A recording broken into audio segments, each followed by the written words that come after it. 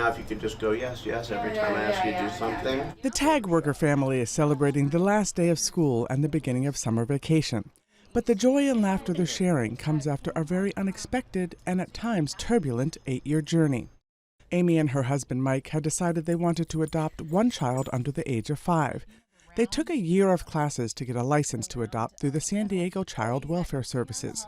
Then in 2015, they received a call that there were 2 sisters, Victoria and Bella, who were 4 and 6, that needed to go into emergency foster care immediately.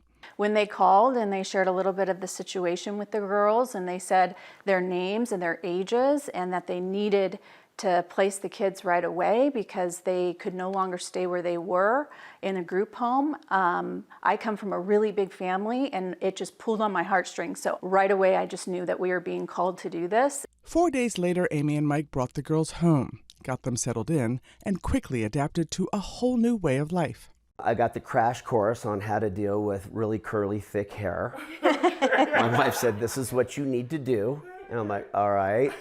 And so I got really good with gel and hair ties and scrunchies. You are my sunshine, my only sunshine.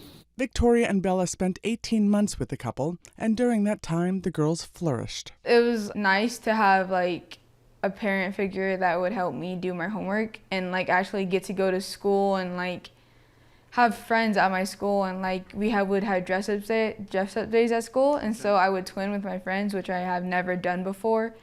And then we got to do crazy hair days and stuff like that.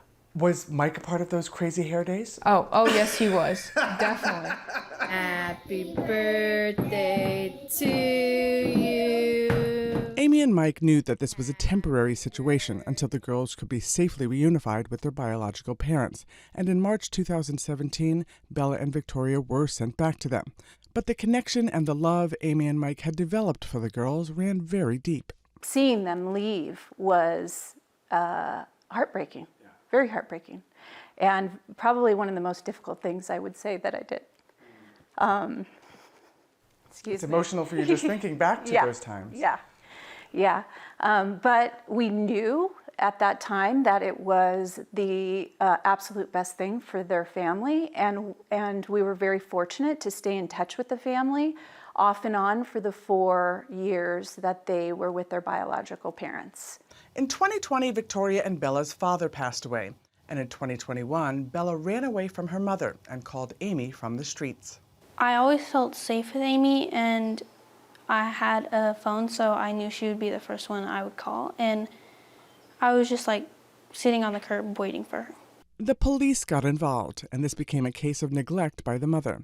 Child Protective Services placed the girls back with Amy and Mike. But the girls had gone through a great deal of trauma in the 4 years they had been gone, so being back with Amy and Mike was a much bigger adjustment this time around. When we first came back, it was hard adjusting, because I didn't really know how to trust anyone. They were trying to build me up again and trying to help me find who I was. They're being parents, which you hadn't really experienced very much before. The family eventually found their footing again, but then a new issue surfaced. When Bella and Victoria's father passed away, they were entitled to receive survivor benefits. But instead of that money going to the girls, the County of San Diego collected nearly $25,000 of their benefits and deposited the money into municipal accounts. Amy had her suspicions about where the money was going and sought answers from Children's Advocacy Institute. This was not only illegal, it was immoral. When you take someone's property without notifying them or giving them a chance to participate, it's a violation of their due process rights. When you charge one group of kids, such as orphans or disabled kids, for their care, but you pay for everybody else's foster care, that's discrimination. And when you use money that's intended for a child for your own benefit, instead of in the best interest of the child, you're violating your fiduciary obligations, as well as your ethical duties to act in the best interest of that vulnerable child. In February of this year, State Assembly member Bryan introduced Assembly Bill 1512. The Institute is a co-sponsor.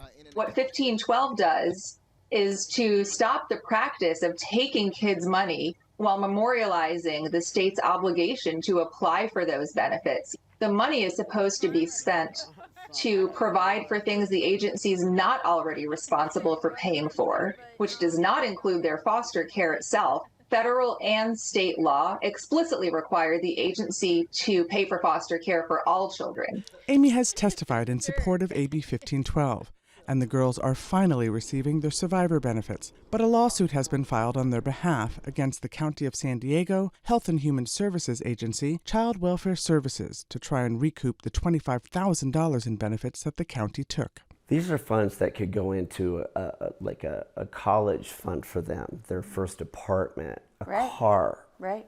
And there are kids out there that have aged out of the system that didn't even know that they were entitled to funds to help them. So it's not just about us.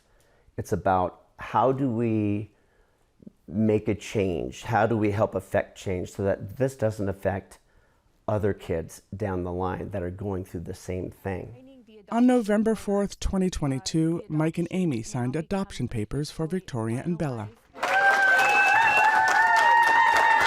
You both have become activists on a few different levels here in terms of supporting foster children, supporting these two girls, and now supporting legislation.